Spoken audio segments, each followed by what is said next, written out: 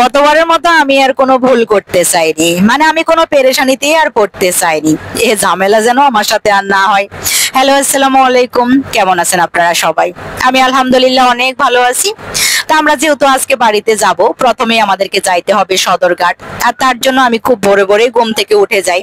তার কারণ হচ্ছে আমি চাইছিলাম সকাল সকাল সমস্ত কাজকর্ম সেরে আমি ঠিক 12টার মধ্যেই বেরিয়ে যাব। গতবার যেটা হয়েছিল, আমরা একটু লেট করে বাসা থেকে বের হয়েছিলাম, আর সদরঘাট যাইতে আমাদের অনেক বেশি কষ্ট হয়। প্রায় লঞ্চ ছেড়ে দিচ্ছে, ঠিক তখন আমরা ঘাটে গিয়ে পৌঁছি। যাই হোক, ঘুম থেকে উঠে আমি সবার ব্যাগ গোছানো শুরু করে দিয়েছি। যেহেতু আমরা আলাদা আলাদা করে ব্যাগগুলা নিয়ে যাই, তাই প্রত্যেকের ব্যাগই আমাকেই গুছাতে হয়। আর রান্না বান্না কমপ্লিটই ছিল। তারপরে সকালবেলা উঠে ভাবলাম যে না, একটা মুরগি রান্না করে ফেলি। ফ্রিজে যেহেতু অনেকগুলা মুরগি আছে, নিহাল আবার মুরগি খাইতে খুব পছন্দ করে। এবার তো আমাদের সাথে শুধু মিকি না, মিকির বেবিরাও যাচ্ছে। এটা খুব আনন্দের। বাড়ি থেকে সবাই ফোন দিয়ে জিজ্ঞাসা করছে মিকির বেবিরা কেমন আছে, সুস্থ আছে কিনা, একটু বড় হয়েছে কিনা। না, ওরা একটু বড় হয়েছে, কিন্তু ওরা চোখে দেখতে পায় না, ওদের এখনো চোখ খোলেনি। আমি দেখেছি যে 10 দিন পরে নাকি ওরা চোখে দেখতে পায়। যাই হোক, আল্লাহ ভরসা। আমাদের উবার কল করা হয়েছে, অনেকক্ষণ পরে একটা উবার কনফার্ম করে, আর সেই উবারে আমরা চলে আসছি সদরঘাট। যাই হোক, আমি আমার বাসার গলি থেকে কিছু লিচু কিনে নিলাম। আমার বাসার গলিতে যে লিচুগুলো দেখা যায় সেগুলো খুবই সুন্দর আর ভালো মনে হয় আমার কাছে। ফাইনালি আমরা লঞ্চ ঘাটে চলে আসি। খুব বেশি একটা জ্যামে পড়ি এবং আগে আগেই চলে আসছি ঘাটে। ঘাটে এসেই এক মামাকে পাইলাম, খুবই ভালো মানুষ।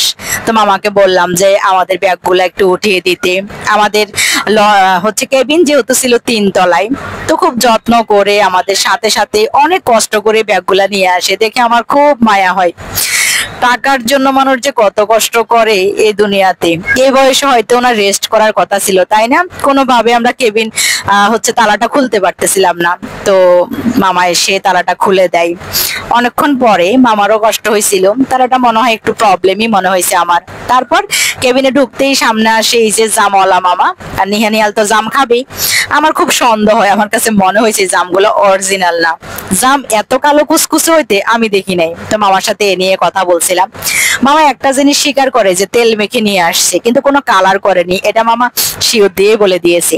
তারপর আমি খেতে বসে গিয়েছি। খুব খেতে লাগছে, সকাল থেকে একাধারে কাজ করছি, কোনো কিচ্ছু খাওয়া হয়নি। সবাইকে রেডি করা, ব্যাগপত্র গোছানো, কি কি আনতে হবে, কি কি রাখতে হবে, সবকিছু। অনেকটা মানসিক পেরেশানিতেই বেশি টায়ার্ড হয়ে যায়। তারপরে এই যে খাওয়া দাওয়া শেষ করে আমি মিকির বেবিদের নিয়ে বসছি। কি সুন্দর করে যে ঘুমাচ্ছে আদুরে বাচ্চাগুলা। সবাই দোয়া করবেন আমাদের জন্য। Thank you so much.